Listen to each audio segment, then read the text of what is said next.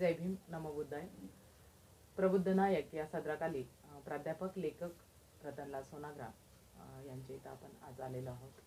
जाणून घेऊयात त्यांच्या लेखणीचा प्रवास. प्रबुद्ध मूकनायक हा आपण सदर चालू केलाय. त्या सदराचा पहिला भाग झालाय. आपण शाळेपासून तर 10वी पर्यंत इथपर्यंतचा आपला प्रवास सांगितलाय. 10वी मध्ये असताना तुम्ही पहिलं पत्रक काढलंय. सर बेसिकली असं होतं की घरचे पॅरेंट्स मुलांना अभ्यास आणि अभ्यास एवढंच, म्हणजे त्यामध्ये मी पण येते. पण घरच्यांचा सपोर्ट होता का सर? तुम्ही एवढं म्हणजे चळवळच म्हणावं लागेल तुम्हाला. 10वी मध्ये तुम्ही पेपर काढला, तर लिखाण आणि वाचन याच्यामध्ये तुम्ही वेळ आणि परत अभ्यासाचं शाळेचं हे कसं तुम्हाला म्हणजे मॅनेज व्हायचं, काय सांगाल? घरच्यांना तशी फारशी कल्पना नव्हती की हे काय करतायत, किंवा त्यांच्या जीवनात अशी काही गोष्ट आलीच नाही की असं काही घडू शकतं. त्यामुळे त्यांचं लक्ष नव्हतं की पोरगं काही करतं आहे, चांगलंच करतं आहे आणि धडपड करतं एवढं त्यांना माहीत होतं. दुसरी गोष्ट अशी की आम्हाला शाळेमध्ये सवलत होती, त्यामुळे शिकू शकलो. सर्वात महत्त्वाची गोष्ट अशी की नाहीतर गरीब समाजामध्ये शिकवायला पाठवत नाही, कामालाच पाठवतात. माझ्या वयाची मुलं ही घरात काम करायची, मी सुद्धा काम करायचो. पण मला शिक्षणाची आवड असल्यामुळे मी त्याच्यामध्ये जास्त रस घेतला आणि मला प्रत्येक गोष्टीमध्ये ज्याला आपण म्हणतो की चांगली गोष्ट आवडली की आपण बेभानपणे जावं असं माझ्या स्वभावात असल्यामुळे मी ते करीत असे. त्यामुळे घरच्यांचा विरोधही नव्हता आणि त्या अर्थानं सपोर्ट करण्याची काही गरजही नव्हती. फक्त ज्यांना समजत होतं काही लोकांना किंवा हे चांगलं चाललं आहे किंवा हा काहीतरी गडबड करतो आहे, हे आपल्या ह्याच्यात बसत नाही असं वाटायचं. पण तरीही तसाच घरातल्या किंवा ह्याच्यातला काही विरोध नव्हता माझ्या. विरोध नसल्यामुळे तुम्हाला तुमची कामं सातत्याने पुढे नेता आली किंवा करता आली. म्हणजे थोडक्यात असं म्हणू ना की त्यांचा सपोर्टच होता, कारण विरोध नव्हता म्हणजे सपोर्ट होता ना. हा ठीक आहे, तो भाग असा आहे की सपोर्ट होता, पण आपण कशाला सपोर्ट करतो हे त्यांना काहीच कल्पना येत नव्हती. पण एक गोष्ट अशी होती की खूप वेगवेगळ्या ठिकाणी आहे, मोठे मोठे लोकसुद्धा नावं घेतात, त्यांना फार बरं वाटायचं. एवढाच त्यातला भाग होता आणि चांगली गोष्ट होती एका अर्थानं. कारण आमच्या घरामध्ये काम करण्याची प्रतिष्ठेची गोष्ट होती, वाचनाची आवड ज्याच्यामध्ये होती. वडील जैन स्थानकात जायचे, काही पुस्तकं मिळायची, मी ती पुस्तकं वाचायचो.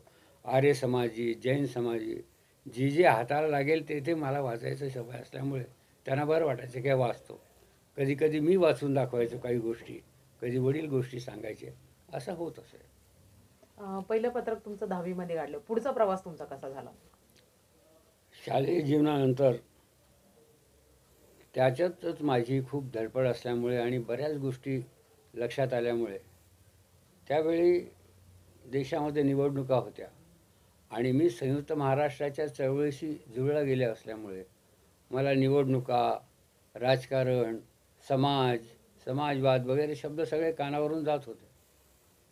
आणि त्यावेळी असं लक्षात आलं की आपल्याला हे जग बदललं पाहिजे. वाचनामुळे असं आलं लक्षामध्ये की सर्वात पिळवणूक चालू आहे देशामध्ये. आणि मला पिळवणूक दिसायची म्हणजे काय, एक मोठा दुकानदार आणि एक छोटा कामगार एवढीच पिळवणूक दिसायची.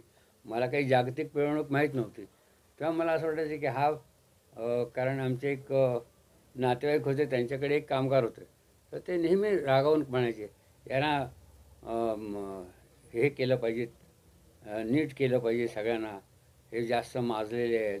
तर मला असं वाटायचं की हा हा भांडवलदार आहे आणि हा कामगार जो आहे हा शोषक आहे. म्हणजे अशी स्थिती होती. एकदा त्यांच्यावरती मी गमतीनं कथासुद्धा लिहिली की ते कसं कामगाराला त्रास देतात किंवा कामगारांना पैसे देतात, कशा प्रकारे त्यांना आता असं मला वाटायचं.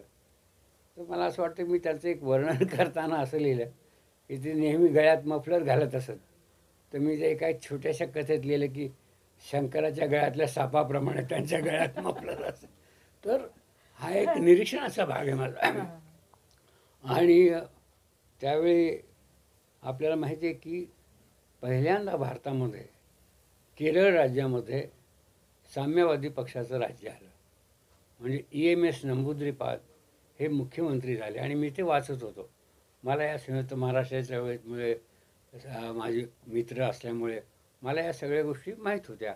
तर मला असं वाटलं की केरळमध्ये असे बदल घडलेला आहे आणि तिथे लाल बावट्याचं राज्य आलेलं आहे, कामगारांचं राज्य आलेलं आहे. मग ते आपण पाहायला जावं. पण कसं पाहायला जाणार? तर मी माझ्या 1-2 मित्रांना सांगितलं की आपल्याला केरळला जायचं आहे. आपण केरळ पाहून येऊ. ते म्हणले जाऊया आपण. माझा एक मित्र शशी भालेराव म्हणून होता. तो जवळचा असल्यामुळे मी त्याला सांगितलं की आपण जायचं. कारण त्याचे वडील तहसीलदार होते आणि चांगल्या गोष्टी करायचे म्हणजे पैसा वगैरे चांगला होता त्यांच्याकडे, त्यामुळे तो तयार झाला. आणखीन 1-2 मित्रांना सांगितलं की बाबा आपण केरळला जायचं. तेही तयार झाले. मग मला डॉक्टर रानडे म्हणून खूप महत्त्वाची नगरमधील व्यक्ती होती. त्यांचा मला सहवास लाभला. तर मी त्यांना सांगितलं की मला असं वाटतं की केरळला जायचं वगैरे. तर तेही फार खुश झाले. ठीक आहे, जाऊ द्या तुम्ही. आणि मी घरी असं सांगितलं की शाळेची ट्रिप जाणार आहे केरळला. तर मला काही मदत करा आणि मी सुद्धा काही गोळा करत असे. तर काही मित्रांनाही सांगितलं चला आपण जाऊया आणि सांगितलं कोण कोण जाणार आहेत आता. घरचे लोक इतकी चौकशी करत नव्हते. नाही. ठीक आहे, जाणार आहे तर जा आणि शाळेची आहे तर आमच्याकडून काय असेल ते थोडंसं घे, बाकी काय आम्ही जास्त देणार नाही. तर मला असं वाटलं की त्या काळात फारशी पैशाची ही नव्हती म्हणजे ज्याला आपण म्हणतो की आत्ताच्या मानानं बऱ्याच गोष्टी मिळत होत्या, स्वस्त होत्या आणि रेल्वेचं भाडंही फार कमी होतं तसं. आणि आम्हाला विद्यार्थी म्हणून अर्धं कन्सेशन मिळणार हे आम्हाला माहीत होतं की पण निम्मं कन्सेशन मिळतं विद्यार्थ्यांना. म्हणून मी सांगितलं की आपण निम्मं कन्सेशन मिळेल आपण जाऊ. पण 4 लोक ठरले आणि शेवटी 2च लोक आम्ही म्हणजे एक माझा मित्र भालेराव आणि मीच ठरलो. कारण बाकीचे काही ना काही कारणामुळे गळाले. तर आता काय करायचं, जायलाच पाहिजे आपण ठरल्याप्रमाणे. डॉक्टर रानडेंनी आम्हाला स्टेशनवर पोहोचवलं. आमच्याकडे प्रत्येकाकडे काय 200-250 रुपये होते काहीतरी. तिकीट फार तसं 50-60 रुपये असं काहीतरी असेल त्यावेळी. आणि मग आम्ही त्रिवेंद्रमचं तिकीट काढलं. तर नगरच्या यांनी आम्हाला दोघांना अर्ध्या ह्याच्यामध्ये तिकीट देऊन टाकलं विद्यार्थ्यांना. ठीक आहे आता आपण आणि मग आम्ही रेल्वेमध्ये निघालो. तर आश्चर्य म्हणजे असं की पहिल्यांदा मी हे सगळं फिरत होतो, बाहेर जात होतो. तसं रेल्वेत 1-2दा बसलो होतो, पण असं दूर त्रिवेंद्रमपर्यंतचा प्रवास अहमदनगरपासून हा वेगळा होता माझ्या दृष्टीने. आणि त्यामुळे आम्ही दोघंही निघालो. तर पहिलं आम्हाला स्टेशन लागलं गुंटकल. तर गुंटकलच्या स्टेशनवरती जेव्हा गाडी थांबली तेव्हा ते म्हणे अर्धा तास थांबणार आहे इथे, ज्याला जेवण बिवण सगळं करू शकता म्हणे. तर आम्ही एका तसेच शेजारीच काहीतरी ते भोजनालय होतं तिथे गेलो.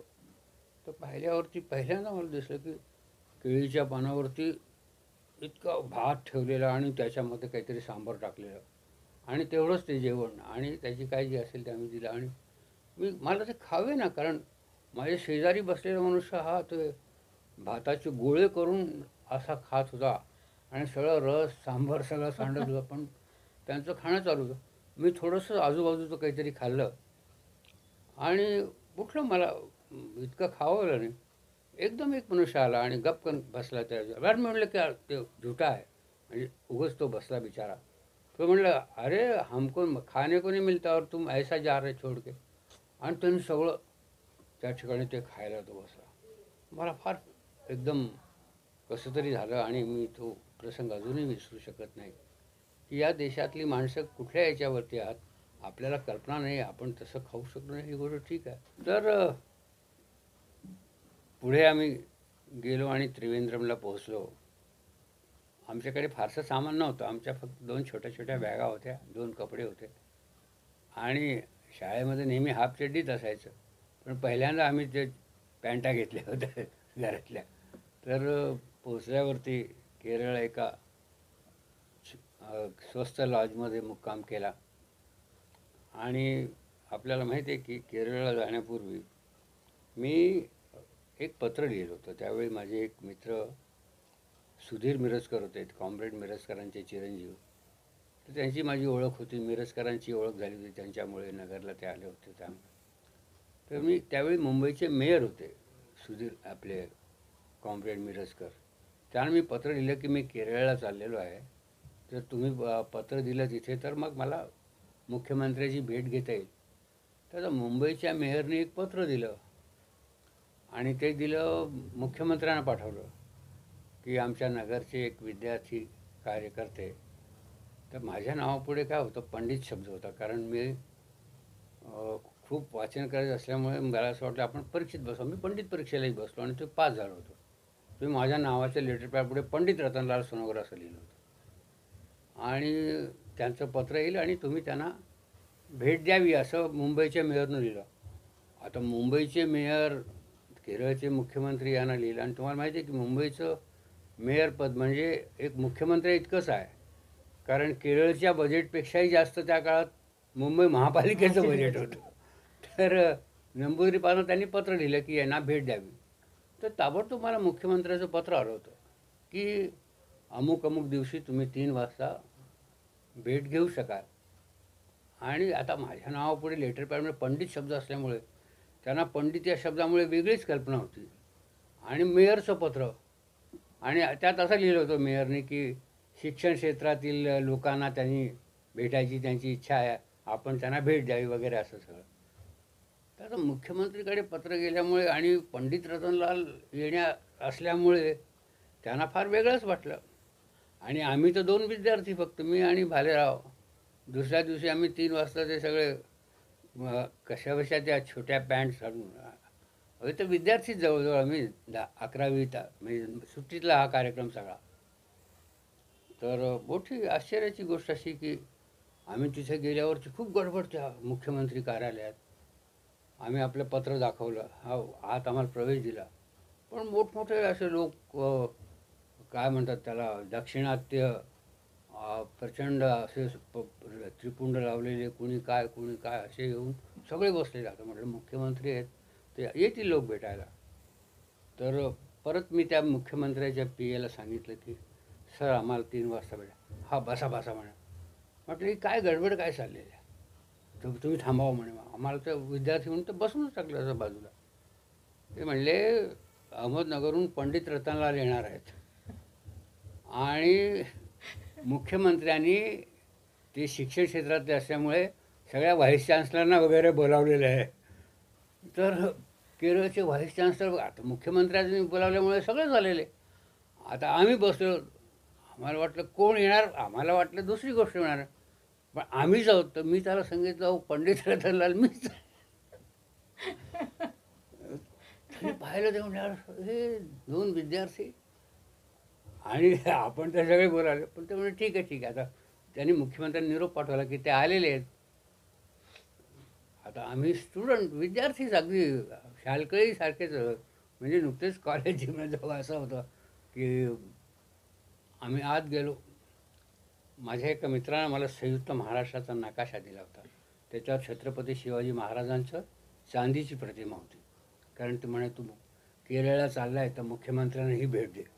तर त्यावेळी संयुक्त महाराष्ट्राची चळवळ जोरात आणि मी महाराष्ट्राच्या नकाशात छत्रपती शिवाजी महाराजांची चांदीची प्रतिमा केरळच्या मुख्यमंत्र्यांना दिली भेट. तेही खुश झाले. मुख्यमंत्री उभे राहिले, त्यांना मी भेट दिली. म्हटलं मी सर अहमदनगरहून आलेलो आहे, असा असा विद्यार्थी आहे. हो म्हणे पत्र आलं होतं. नगर म्हणजे कोण? नगरमध्ये रावसाहेब पटवर्धन म्हणे मला भेटले होते फैजपूर काँग्रेसला. अच्युतराव पटवर्धन तेच नगर. म्हटलं हो. म्हटलं सर तुम्ही नगरला या, असं आमचं बोलणं चाललं. त्या सगळ्यांची ओळख करून दिली, जे बाहेर लोक आले होते. आम्ही आपल्या त्यांनी सगळं सांभाळून घेतलं आणि आम्हाला फार आनंद झाला. आपण मुख्यमंत्र्यांची भेट दिली. तुम्ही म्हटले सर आम्हाला एक संदेश लिहून द्या संयुक्त महाराष्ट्राकरता. तर केरळच्या मुख्यमंत्र्यांनी इंग्रजीमध्ये संदेश लिहून दिला.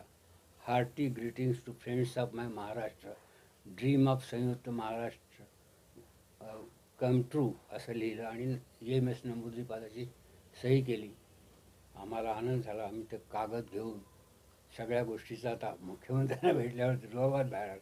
आता आम्ही तरंगत होतो की आता काय मुख्यमंत्र्यांची भेट झाली. तर केरळमध्ये जे टॅक्सी आहेत ना, तर त्या काही आपल्यासारख्या कालीपिली किंवा रंग वगैरे नसतात.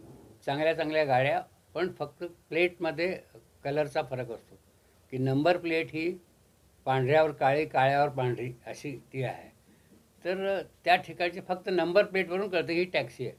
तर भारीच बरी एक फोर्ड गाडी अशी हिरवी, आणि आम्ही ते पहिल्यांदाच पाहिली ना, पण ती सुद्धा टॅक्सीसारखी, त्यात फक्त प्लेट बदललेली.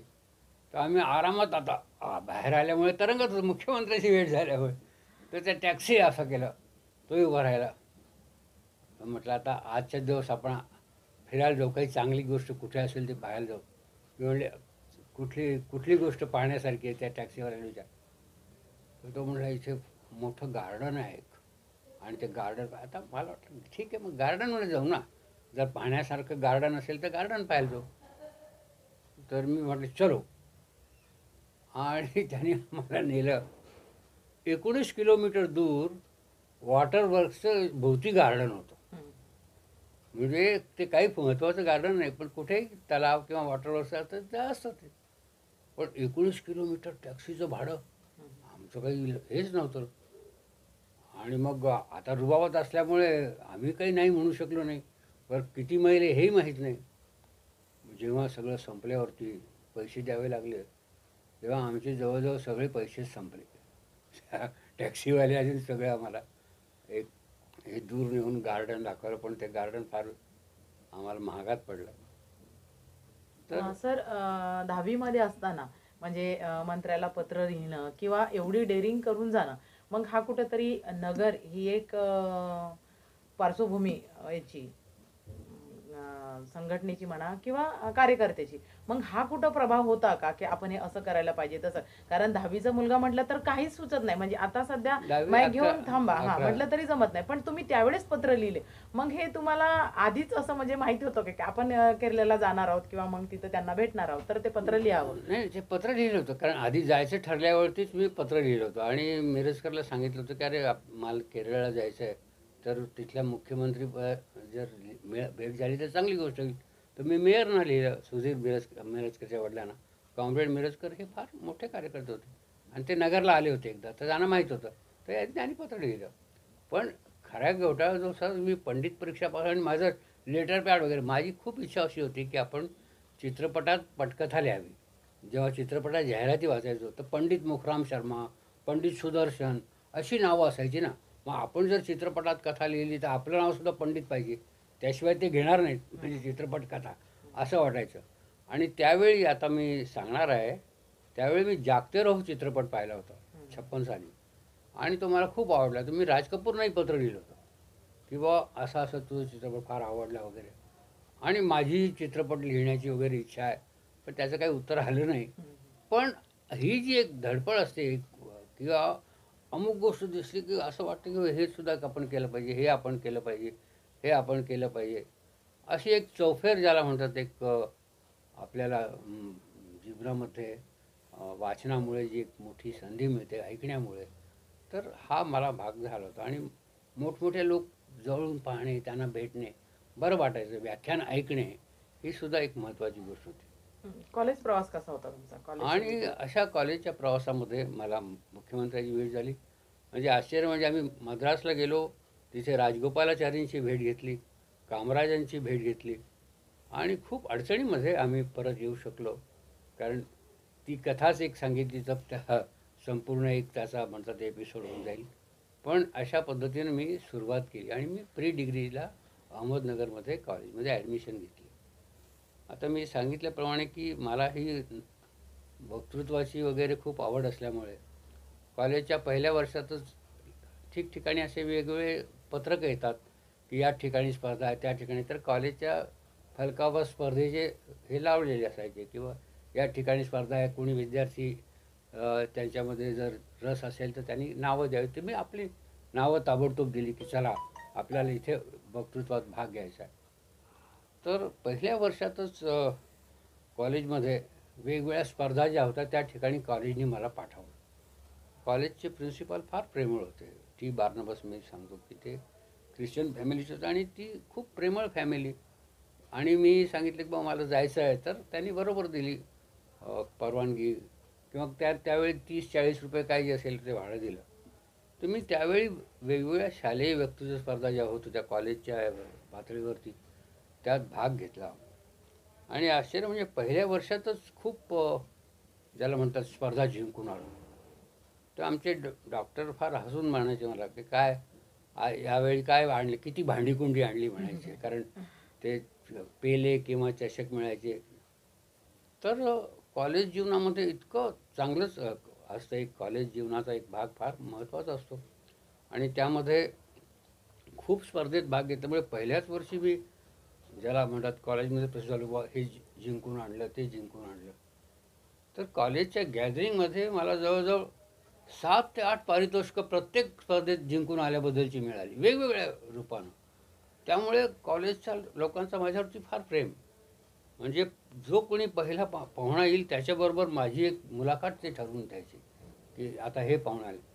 आश्चर्य वाटलं की पहिल्या वर्षी अमेरिकेचे प्रेसिडेंटचे आर्थिक सल्लागार डॉक्टर कॉन म्हणून एक ग्रोस होते. ते कारण कॉलेज हे ख्रिश्चन मिशनऱ्यांचं असल्यामुळे आणि अमेरिकेशी त्यांचे खूप चांगले संबंध, तर ते प्रमुख पाहुणे होते आणि त्यांच्याबरोबर त्यांनी माझी मुलाखत ठेवली. त्यांच्या हस्ते मला खूप पारितोषिकं मिळाली. तर आता मी फारसं काही बोलणार, पण माझं वाचन असल्यामुळे मी काहीतरी प्रश्न तरी विचारत असे की भारताच्या अमुकबद्दल काय. आता अमेरिकेच्या प्रेसिडेंटचा आर्थिक सल्लागार, त्याच्याशी आम्ही काय बोलणार. पण आमचे 4-5 विद्यार्थ्यांचा ग्रुप होता. मग ते भेट घ्या बुवा, तुम्ही त्यांच्याशी बोला, असं ते असायचं.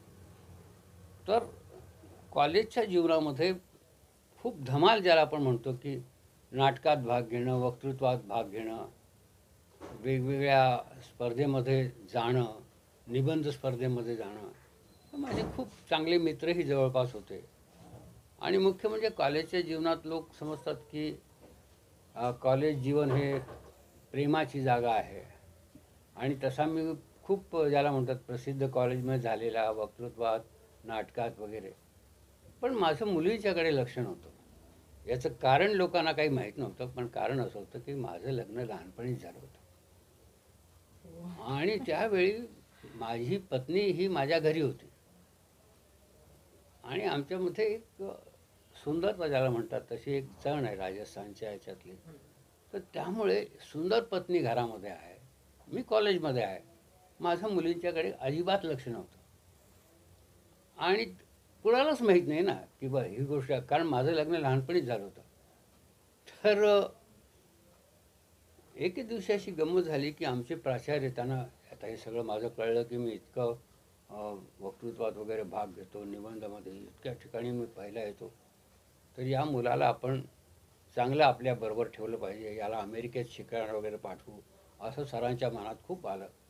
आणि एक दिवस ते आमच्या गल्लीमध्ये त्यांची मोठी प्लायमाउथ गाडी घेऊन आले.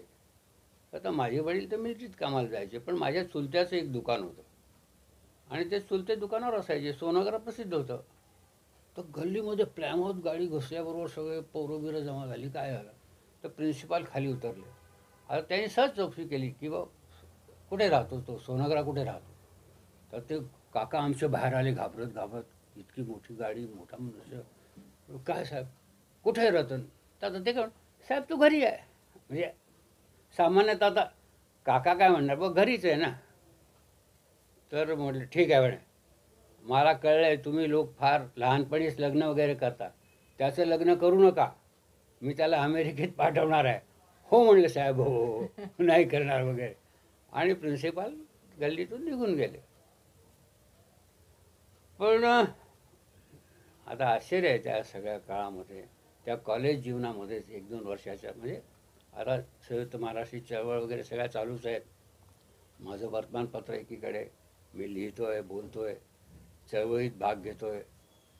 त्यावेळी नाशिकला दादासाहेब गायकवाड यांच्या वसतिगृहात संयुक्त महाराष्ट्राचा मोठा मेळावा होता आणि डॉक्टर रानडे हे नेते असल्यामुळे त्यांच्याबरोबर आम्ही त्या नाशिकला गेलो होतो. तर नाशिकला मी त्या काळामध्ये गेलेलो आहे आणि त्या संयुक्त महाराष्ट्र दादासाहेब गायकवाड, क्रांतिसिंह नाना पाटील यांचे भाषणं मी ऐकली तिथे. आणि जेव्हा मी नाशिकला आहे त्याचवेळी माझ्या घरी मुलाचा जन्म झालेला आहे. म्हणजे मला मुलगा झाला पहिल्यांदा. तर ज्यावेळी प्रिन्सिपाल येऊन गेले आणि त्यांनी सांगितलं की याचं लग्न करू नका, तुम्ही वाईट लोक, तुम्ही लग्न करून टाकात लवकर, त्यावेळी मला मुलगा होता एक. आणि अशी एक मोठी ती गंमत कॉलेजच्या जीवनातली. तर मुली माझ्याशी बोलायच्या, खूप चांगल्या काय नाटकात वगैरे सगळ्या भाग घेत असल्यामुळे वगैरे. पण माझं लक्ष नाही हे आता मला त्या मुली सांगतात, की त्यावेळी तुम्हाला आम्ही फार आगाऊ म्हणायचो, तुम्ही पाहायचेच नाही, कोणी लक्षच द्यायचं नाही. आता त्यांना काय रहस्य माहीत होतं की मी का लक्ष देत नाही. नाही पण आणि सर मला एक म्हणजे आवर्जून असं सांगावंसं वाटेल किंवा तुम्हाला बोलावंसं वाटेल.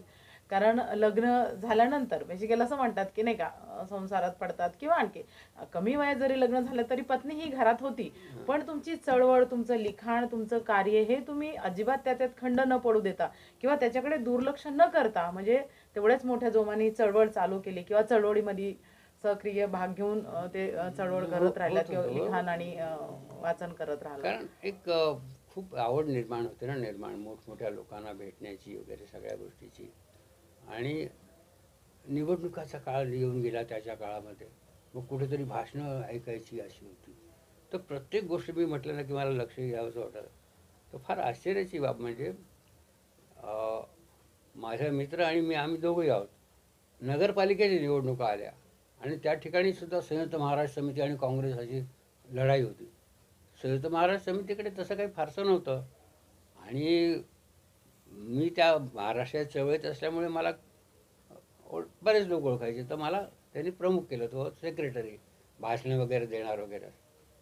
तर नगरपालिकेच्या निवडणुकीत सुद्धा माझा मित्र उभा राहिला, मी उभा राहिलो आणि म्हणजे आश्चर्य म्हणजे माझ्या वार्डामध्ये आम्ही संयुक्त महाराष्ट्र म्हणजे ह्या सगळ्या डाव्या पक्षांच्या वगैरे युतीत माझं नाव घातलं.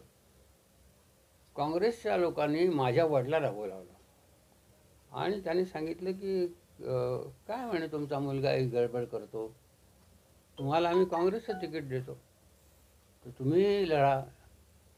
तर माझ्या वडिलांना माझ्या विरुद्ध निवडणुकीत उभं केलं. आणि वडील काय म्हणाले की अरे तू काय म्हणतोस, म्हणे मला सरकारने तिकीट दिलंय म्हणे. आता म्हणजे काँग्रेसनं तिकीट म्हणजे सरकारचंच ना. म्हणजे राजकारण तेव्हाही होतं. हो, म्हणजे आपण आता म्हणजे म्हणतो की सरकारने राजकारण तिकीट चाललंय. दिलं म्हणे आणि तू कशाला उभा राहतो. मी म्हणलं अहो तसं नाही आहे, तुम्हाला फसवतायत, ते ते काही निवडून देणार नाहीत, काही नाहीत, फक्त मी गडबड करू नये म्हणून तुम्हाला तिकीट दिलं. पण ते म्हणले नाही नाही, इतके मोठे लोक खोटं बोलतील का. कारण मोठमोठ्या लोकांनी बोलून सांगितलं काय करायचं त्या पोट्याला असं वगैरे. तेही काही थांबेना आणि माझ्या हातामध्ये अशा गोष्टी किंवा आमच्याकडे उमेदवार नाहीत ना जास्त. कारण विरोधी पक्षाकडे काय असणार त्यावेळी, विरोधी पक्ष म्हणजे फारच किरकोळ. तरी आम्ही बरेच लोक निवडले. आता आपल्याला माहिती आहे सदाशिव अमरापूरकर हे नाव तुम्हाला प्रसिद्ध आहे. त्यांचे वडील आम्हाला संयुक्त महाराष्ट्र समितीला उमेदवार म्हणून एका वार्डात सापडले. मग त्यांच्या वडिलांना तिकीट दिलं. त्याच्यानंतर 4 वाजेपर्यंत काहीतरी किती वार्ड आहेत, 40 वार्डापैकी 3 वार्डामध्ये आम्हाला उमेदवार नव्हतं. तर आता काय करायचं. मग 3 वार्डात माझं नाव घातलं की तिन्ही ठिकाणी मी उभा राहणार. कारण जर बिनविरोध निवडून आले काँग्रेसचे लोक तर आमची बदनामी होईल ना. तर मी ताबडतोब 3 ठिकाणी फॉर्म भरले माझ्या वडिलांच्या विरोधामध्ये.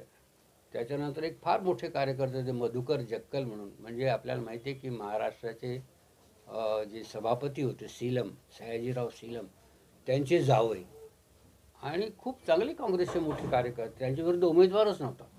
त्यांनी तर बँड बाजी आणि गुलाल सगळं आणून ठेवलं की आता 3 वाजता उमेदवार नाही विरोधात असं झालं. 2:45 वाजेपर्यंत तर काहीच नव्हतं. पण शेवटी मला कळलं काय आपल्या त्याच्या विरोधात उमेदवार नाही, माझं नाव तिथं भरलं.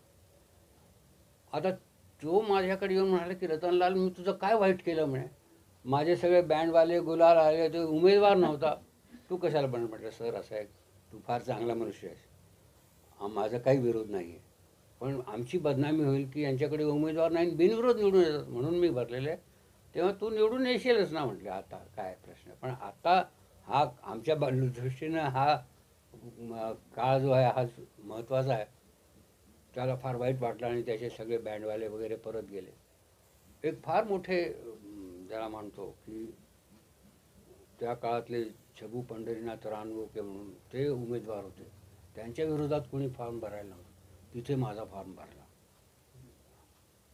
आणि मग आता शेवटचा दिवस असतो, स्क्रुटिनी वगैरे झाली. तर आमच्या कॉलेजचे जे एक प्रमुख होते, क्रीडा प्रमुख मंगलसिंग ठाकूर, त्यांनी त्यांच्या विरोधात तिथे एक फॉर्म भरला शेवटच्या वेळी. त्यामुळे मग म्हटलं बाबा तिथे आता आपल्याला काही गरज नाही, म्हणजे एक संपलं. त्याच्यानंतर एक रिपब्लिकन पक्षाचा उमेदवार त्यांनी फॉर्म भरला ऐनवेळी, मोरे म्हणून होते, माझ्या वडिलांच्या विरोधामध्ये. तर म्हटलं आता तिथूनही मी फॉर्म विड्रॉ करतो, कारण आता समितीचा रिपब्लिकन पक्षाचा उमेदवार आणि काँग्रेसची लढाई होणार, त्यामुळे तिथून माझा फॉर्म मागे घेतला. पण जक्कलच्या ह्याच्यात कोणी उमेदवार नव्हता सयाजीराव सिलेमच्या जावयाच्या वेळेस, तेव्हा माझा फॉर्म तिथंच ठेवला. बरं, आता इथून लढावं लागेल निवडणूक, असा भाग झाला. तर त्या निवडणुकीत अर्थात खूप गमती आहेत निवडणुकीच्या काळात, पण कॉलेजच्या जीवनात हे सगळं घडत होतं. निवडणुका असो, चळवळ असो, उमेदवारी असो, कुठे जाणं, भाषण असो. संयुक्त महाराष्ट्राच्या काळामध्ये माझं शिवाजी पार्कवर भाषण झालं. शिवाजी पार्कवर लाखोच्या सभा होत असत आणि माझी खूप इच्छा होती की एकदा शिवाजी पार्कवर आपल्या लोकांनी ऐकावं. म्हणून मी त्या काळामध्ये आमच्या डॉक्टर राणेंच्या बरोबर गेलो, कारण त्यांच्याकडे गाडी वगैरे होती, घेऊन जात असत. तर मी नाव दिलं किंवा मला बोलायचं. त्या ठिकाणी डांगे, अत्रे, एस एम जोशी या सगळ्यांची भाषणं शिवाजी पार्कवर झाली. मी चिठ्ठी दिली, मलाही संधी मिळाली, घरचा कोणी विद्यार्थी आलाय, बोलू द्या, तर बोलू. तर शिवाजी पार्कवर मी अत्रेंच्या उपस्थित भाषण केलं आणि खूप चांगलं भाषण झालं. तर त्यावेळी अत्रे मराठा चालवत असत, तर मराठामध्ये बातमी आली. पण दुर्दैव कसं की माझं नाव रतनलाल होतं. तर त्या बातमीदारांनी असं लिहिलं होतं की शिवाजी पार्कवर शेष रतनलाल यांचे भाषण झाले. आता असे मी शेठच्या विरुद्ध आहे, पण माझ्या नावापुढे त्यांनी शेठ रतनलाल यांचं चांगलं भाषण झालं असं लिहिलं. आणि आश्चर्य म्हणजे की त्यावेळी मी एक वाक्य असं म्हणालो होतो की आपल्याला माहिती आहे की वेगवेगळ्या काळामध्ये, पूर्वीच्या काळामध्ये मातीची भांडी होती, मग नंतर धातूची भांडी झाली. आता या राज्यामध्ये इतकं वाईट परिस्थिती आली की पुन्हा धातूची भांडी विकावी लागतील आणि मातीची भांडी येतील, असं एक वाक्य मी वापरलं होतं. तर ते खूप महत्त्वाचं असं चळवळ आणि समाजवादावर शेठ रतनलाल यांचे समाजवादावर भाषण झाले असे बातमी. तर आश्चर्य म्हणजे त्यांना पण ते आवडलं. पण माझ्या मनातलं जे एक भाग होता की मी शिवाजी पार्कवर बोलेल तर शिवाजी पार्कवर बोल, आणि भाषण झालं. कॉम्रेड ढोले म्हणून एक मोठे प्रेस कामगार युनियनचे कार्यकर्ते होते, ते प्रेक्षकामध्ये होते. आणि त्यांनी बारकाईने लक्ष दिले की एक विद्यार्थी कुठून नगरहून येऊन शिवाजी पार्कवर चळवळीत बोलतो. तर त्यांनी एक 3 पानी पत्र माझ्या मित्राला लिहिलं. राम निसाळे संपादक होते, हे प्रेस कामगार युनियनचे प्रमुख होते. त्यांनी असं पत्र लिहिलं की या मुलाचं मला भाषण फार आवडलं आणि असं असं आहे, तर त्याला माझ्या शुभेच्छा कळवा. तर कॉम्रेड ढोले यांनी खास पत्र पाठवलं. तर मला या भाषणाच्यामुळे आणि चळवळीत भाग घेतल्यामुळे खूप मोठा असा एक ज्याला आपण म्हणतो की आपल्यापुढे एक क्षितिज उभं राहिलं आणि ते क्षितिज सगळं कसं काबीज करावं हे मनामध्ये आलं. म्हणून सगळ्या कॉलेज जीवनाच्या एक 4-5 वर्षाच्या काळामध्ये मी नाटकात भाग घेतला, नाटकं केली, वक्तृत्वात भाग घेतला, सगळ्या स्पर्धा जिंकल्या आणि इतक्या पद्धतीच्या सगळ्या जिंकल्यावरती आश्चर्य म्हणजे आमच्या कॉलेजमध्ये निवडणूक झाली. तर त्यावेळी डिबेटिंग सेक्रेटरी हे पद असे.